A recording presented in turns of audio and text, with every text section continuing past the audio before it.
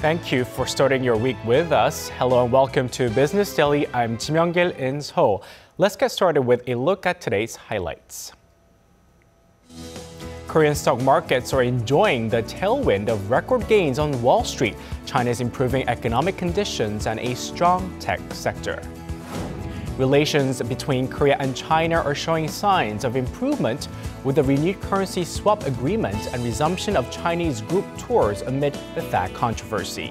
These stories and more coming right up.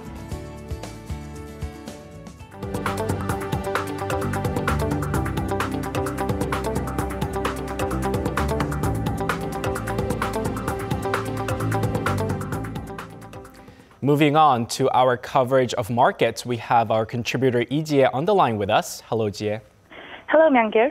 So, Jie, tell us how local stocks performed on the first trading day of the week.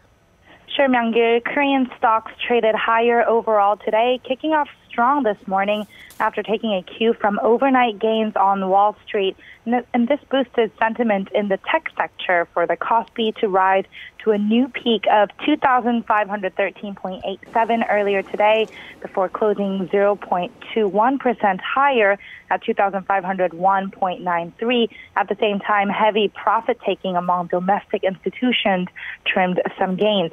Stock analysts said that this was indeed expected following U.S. stock market gains, leading to local institutions taking profit as well. For the tech-heavy Kosdaq, it closed 0.04% lower to close at 689.68. The tech shares continued to gain ground, with Samsung Electronics moving up 1.81% and SK Hynix increasing 1.79%. Samsung Electromechanics added 5.97% as well. As for SK Innovation, it advanced 1.46%, and top mobile messenger operator Kakao dropped by 1.05%. Hyundai Motors fell by 1.58%. POSCO also shed 2.64%, and LG Chem was traded flat. By sectors, the leading markets are IT services, hotels, restaurants, and leisure, as well as biotech and cosmetics, while on the downward slope were publication, furniture, and damage insurance. Now, with the week ahead, can you give us a latest rundown on major market events to look forward to this week, Jie? Sure, Myung-gil. For Monday, the U.S. Bureau of Economic Analysis is to release data on the core personal consumption expenditures price index and personal spending. Now, this comes after the U.S. economy posted its best 6-month stretch of growth in 3 years, and this price index, being the Fed's preferred measure of inflation, is expected to show a consistent rise in the third quarter as well. On Tuesday, the Bank of Japan is to announce its benchmark interest rate and publish a rate statement which outlines economic conditions and the factors that affect their monetary policy decision. This is to be followed by a press conference, and many are eyeing this outlook report in particular, considered to be critical for the heavily pressured Japanese yen. Right, the FOMC meeting is also slated for this week, along with an important announcement to be made as well. Can you tell us more on that? Sure, Myung-gil. The Fed will be taking center stage once again this week, kicking off its November FOMC meeting on Tuesday, which will be followed by the release of its interest rate decision and policy statement the following day on Wednesday. No rate changes are expected at this meeting, with markets heavily expecting the next rate hike to occur in December. But the content of this November meeting will be important in setting expectations in terms of going forward. Also expected this week is U.S. President Donald Trump's announcement on who will be replacing Fed Chair Janet Yellen with her term to end in February. This has been Lee Jie for Business Daily. Trans-Pacific Partnership talks are set to begin again as chief negotiators from all 11 nations are in Japan for high-level talks over the next 3 days. Japanese officials are still hoping to reach a broad consensus ahead of the APEC summit in Vietnam next month. Many of the items requested by the U.S. have been put on hold following the country's withdrawal from the deal earlier this year. However, Japanese officials are asking to limit the number of items on freeze in case the U.S. decides to rejoin the framework. Korean exports are now relying more on the 52 countries it has a free trade agreement with. This is according to the Korea International Trade Association, with the country's exports to FTA partners at $312 billion out of $430 billion shipped overall in the first 9 months of this year. This accounts for roughly 72% of Korea's total outbound shipments to all countries. This ratio is about 2 percentage points higher than the figure seen in the same period last year. Exports to countries like Australia and Denmark rose by the largest margin on rising demand for ships and automobiles. In terms of total volume, China still remained Korea's largest trading partner, followed by the United States. After its GDP grew more than expected in the third quarter, Korea has marked its narrowest growth gap with China in nearly 15 years. Korea posted an on-quarter GDP growth of 1.4% in the June to September period. The figure represented a 3.6% jump from an on-year basis, while China's third quarter growth was logged at nearly 7% compared to last year. This reduces the growth gap between the two countries to 3.2 percentage points, the slimmest difference since the fourth quarter of 2002. By the way of contrast, the gap hit nearly 10 percentage points back in 2009. This narrowing comes as Korea's economy was helped by robust exports and the government's supplementary budget, while China's growth slowed due to regulations on the property market. Ties between Korea and China have soured in recent months over Beijing's economic retaliation for Seoul's deployment of a THAAD missile defense system. But recent developments, such as a renewed currency swap deal and China's resumption of group tours to Korea, are fueling hopes that relations could take a turn for the better. Park Hee-jun reports. South Korea and China appear on course for an improvement in their bilateral relationship, with the two countries' presidents expected to hold a summit before the end of the year to resolve the controversial THAAD issue. Optimism has been fueled recently by developments such as the two governments renewing a $56 billion currency swap deal earlier this month. And after Chinese President Xi Jinping was re-elected as head of the Communist Party, the two countries' defense ministers held their first talks in nearly 2 years on Tuesday. Korean companies are closely watching the situation, which could mean a recovery in Korea's distribution and tourism sectors. Among those watching most keenly is Lotte Group, one of the main targets of China's economic retaliation. After South Korea deployed the missile defense system to a plot of land owned by Lotte, major Lotte affiliates experienced losses of over $880 million from Beijing's retaliatory moves against South Korean companies. The company had more than 100 stores in China, but now it's closed all but 12, and even those have seen sales drop by more than 80%. China's de facto ban on travel to South Korea has also hit the duty-free business. The drop in Chinese customers have led several major shops to put off their grand openings until the end of next year. However, China's travel ban to South Korea may be coming to an end, with Chinese travel agencies slowly resuming the sale of tour packages. Chinese airlines have also announced that they will resume flights to Jeju Island next week.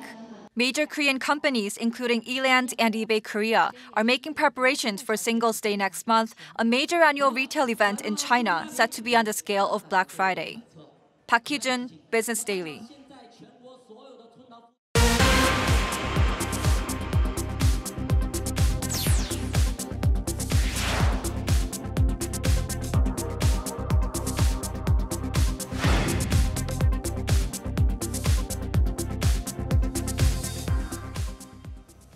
And moving on, with President Donald Trump looking to reduce immigration to the U.S., companies in Mexico are looking to offer a place for employees who could soon find themselves without a visa. Our Elliot Kim has the story. In reaction to President Trump's efforts to reduce immigration to the U.S. by most notably increasing constraints for H-1B visas and letting DACA expire, companies are offering opportunities at their Mexico offices, where immigration policies are more welcoming. Nowadays, we have 60 startups on our pipeline. Most of them are coming from the United States, from places like Austin or Silicon Valley, and they are really interested in moving to Mexico to set up operations. Definitely Mexico, it's a country willing to embrace every single talented person that might want to return, or actually if it's coming from a different country, to be part of this tech industry. While Congress could pass legislation that would give the 900,000 undocumented DACA recipients a way to legally work and remain in the country, companies are already preparing for the worst. Wiseline, a San Francisco-based tech firm, has 260 employees based in Mexico City and Guadalajara, and is preparing to expand. Mexican citizens can actually return to the U.S. after 1 year via the L1 and TN visas, which allow them to legally work in the U.S. The fact that engineering is a globalized profession, that many of the things engineers learn and do share a common language, which is English. With Mexico's tech sector already enjoying healthy growth, software jobs increased at an average of 8.6% in the country's 3 largest metropolitan areas, Mexico City, Guadalajara, and Monterrey, up from last year's 6%. An influx of talent from the U.S. could start a period of positive growth after the GDP rose a better than expected 2.3% in the first half of the year. Elliot Kim, Business Daily. While the Korean government has been taking firm action to improve the country's jobs market, the employment situation that young people are faced with is still raising concerns. Our Lee Ji-young has more. The construction sector was booming last month as it hired over 100,000 people. As a result, this pushed up total employment figures by 300,000, while the number of those without jobs fell below 1 million. The country's overall job market may vary by month depending on a host of factors. But what's constant is the worrying level of youth unemployment rate in the nation, which still remains high. Figures from Statistics Korea show that the real unemployment rate of those aged between 15 and 29 was the second highest on record for the month of September at 9.2%. But the perceived rate of unemployment was much more serious at 21.5%. We are seeing an increasing number of job seekers and those who are giving up looking for employment altogether as the situation worsens. In fact, after President Moon pledged to create about 810,000 jobs in the public sector in May, the number of young people who chose to stay unemployed increased significantly compared to the same time last year. Instead, a big portion chose to study more and prepare for civil servant exams, desiring a more stable career. There are also growing calls for private companies to follow suit by creating attractive and quality jobs to jumpstart the sluggish job market. More quality jobs need to be created by improving competitiveness of SMEs and better working conditions. With the government having increased its 2018 budget by the largest margin in 9 years and raising the tax rate to fund Moon's job creation agenda, desperate young people are waiting to see just how well the president can deliver on his promises next year. Lee Ji-young, Business Daily. When shopping, character-based marketing is easy to spot everywhere here in Korea. And now, the banking industry is getting on the bandwagon of the cute, huggable, and fierce by way of character-laden plastics. Eunice Kim explains. A roadside campaign by a bank to recruit new credit card users. It's no different than any other drive, other than that eye-catching familiar element. From Marvel's Iron Man and Captain America to Disney's Mickey Mouse, characters grace their plastics and bank books. Merging our financial products with characters offers a fun and unique option for our customers. They're particularly popular among people in their 20s and 30s. The financial sector, not typically sensitive to trends, is coming to realize the power of the character on the heels of the runaway success of KakaoBank. The icons Koreans use on a daily basis to convey their emotions on the popular chat app hang out on the online-only bank's plastics. It is said supply has not been able to keep up with demand and that card issuance has a month-long backlog. In fact, a whopping 94% of KakaoBank users opted for a check card with a cast member, 16 times the ratio of those who did not. There's even a breakdown of which Kakao friend was most popular, with 1 in 2 issuances going to Ryan the Lion, proving he's indeed king of the jungle. Other banks are capitalizing on the character trend as well. The country's first internet-only bank, K-Bank, is partnering with the cast of Naver Line's Messenger app, while Uribank features the Pyeongchang Winter Games mascot and white tiger, Suhorang, on its plastics. As a matter of fact, Korea's overall character industry has been logging consistent sales growth every year of nearly 10%. Last year, it logged more than 11 trillion won's worth, or about $9.8 billion, proving the charm of characters and their earning power are here to stay. Eunice Kim, Business Daily.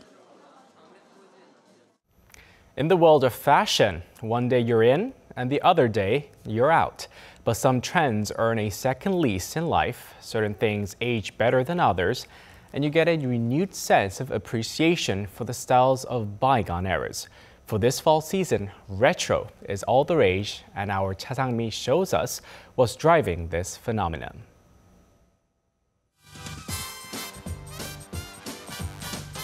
Teenagers dressed in double denim and 80s school uniforms take to the runway and strike poses.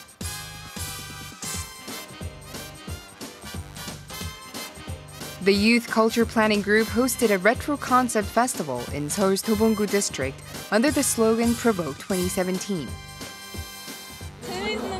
It's exciting to experience a generation that we haven't lived in. Also, I think trends come around in cycles. Young people say they don't find the style outdated or awkward to go out in. Rather, it is fashionable and smart. A fresh new look for teens and 20-somethings, and some great memories for those a bit older. From clothing to music, retro styles are making a comeback. This nostalgic trend is not just rampant among youth, but also among celebrities. Many of the 2017 Seoul Fashion Week attendees showed up wearing a modern retro style. So why does the younger generation enjoy this kind of fashion? Sports casual clothing definitely takes up the largest part of the recent retro comeback. The formal wear of the past has changed to a more casual style over the years as lifestyle and workplace culture have changed. Some of the hottest items this year are sweatshirts or t-shirts with big logos. Jumping on the bandwagon, malls have a lot of sweatshirts with big logos on display, and young people can be spotted sporting such items.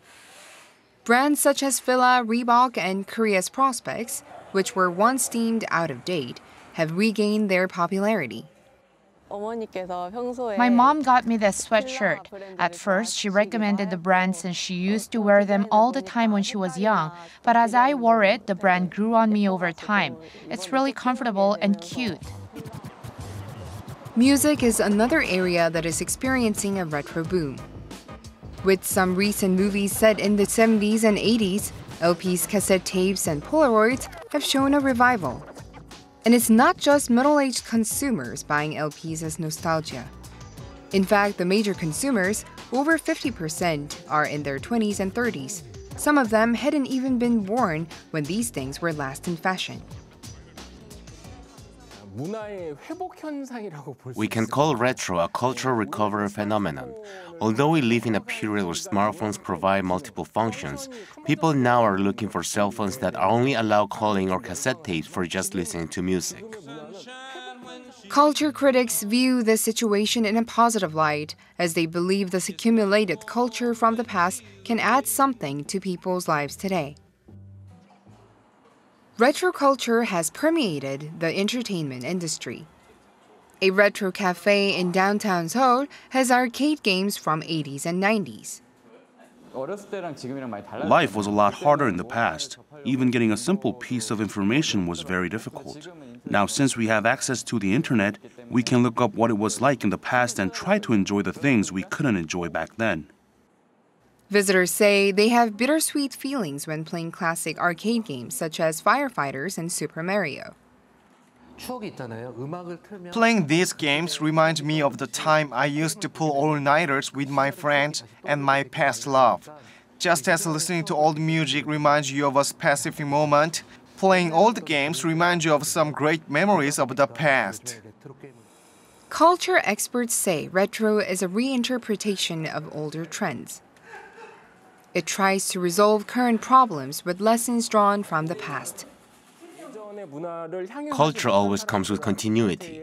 Retro is the culture itself in which those who live through the period are introduced to it. And for those who haven't experienced the period, retro comes down to peculiarity and curiosity. And one thing for sure, the current trends and culture will also in a decade or two become retro. 차상미, Business Daily. People used to visit cafes simply to grab various refreshments. However, their role has been changing in recent years, with more people choosing to study and work there as well. Let's zoom in on this trend and see how cafes today are satisfying the changing demands of customers. Myeongdong in the heart of Seoul is one of the most crowded areas in the capital, with streets full of cafes. Chung Hyun-wook is a university student in his final year, but he frequents cafes more often than his school library. He goes to a cafe at least 3 to 4 times a week on his own to study. I feel a little claustrophobic in my school library, but coffee shops have a freer atmosphere that allows me to study with a group of friends or answer phone calls, among other benefits. These convenient elements attract me to study at coffee shops. This cafe franchise introduced quiet, steady seating in its cafe last April. Just like a library, each seat has a partition and power outlet, making it the perfect place to concentrate.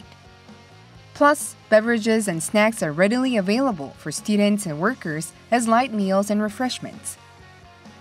Then what makes cafe franchises try to attract more of this particular group of customers? Customers usually start their work and studies with coffee or other beverages. After focusing on their work for a while, they consume some sandwiches and cakes additionally, which really increase our sales. With a growing number of people working and studying, cafes are now being called coffees, a combination of cafe and office. I study for about 3 to 5 hours every time I come to a coffee shop.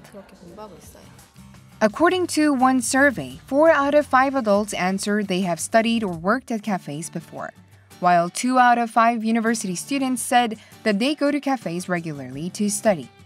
Why do some prefer to study and work at a coffee house rather than the library or office? Cafes are much more open than ordinary office spaces, while offering a sense of connectivity at the same time. Therefore, coffee shops are becoming multifunctional spaces where people can enjoy not only good coffee, but work and having meetings. Some small-sized cafes have ongoing conflict with coffee shop studiers and workers. Because they study and work in cafes for long periods of time, sales can suffer. To minimize their losses, some cafe owners adopted the no study zone rule or laptop-free zone rule. Efforts have been made to ease the conflicts, and hourly-based cafes are the result. It charges customers based on time spent, so that both parties can be happy. The first hourly-based cafe was opened in April 2016. Within a year and a half, there are now 21 hourly-based cafes, which is a testament to the efficacy of the system.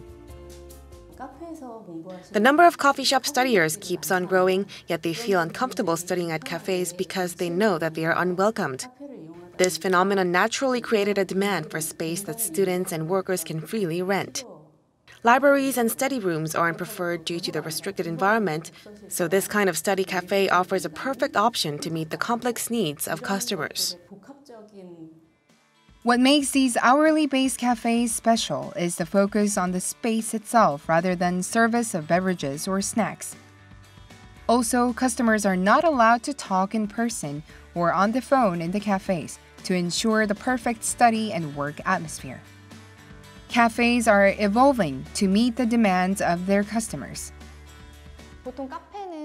I feel like I can stay for about 3 hours at a normal coffee shop. Otherwise, I have to order more food and drinks. However, this place is very good in the sense that I can stay as long as I want. These days, consumers see coffee shops not only as a place to get coffee, but also a cultural complex where they can sit down, relax, socialize, study and read. This trend is expected to create an increasing demand for cafes with a variety of concepts, ranging from small-sized cozy cafes that are perfect for SNS, to hourly-based cafes, to library and book cafes, among others. In tune with the needs of customers, cafes are becoming increasingly versatile, shaping new lifestyle traditions and social dynamics.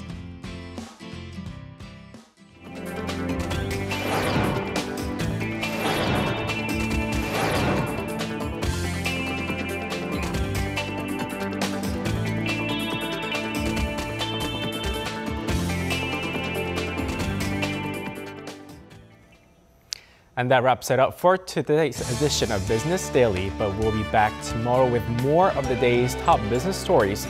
So don't forget to tune in then. Thanks for watching and see you soon.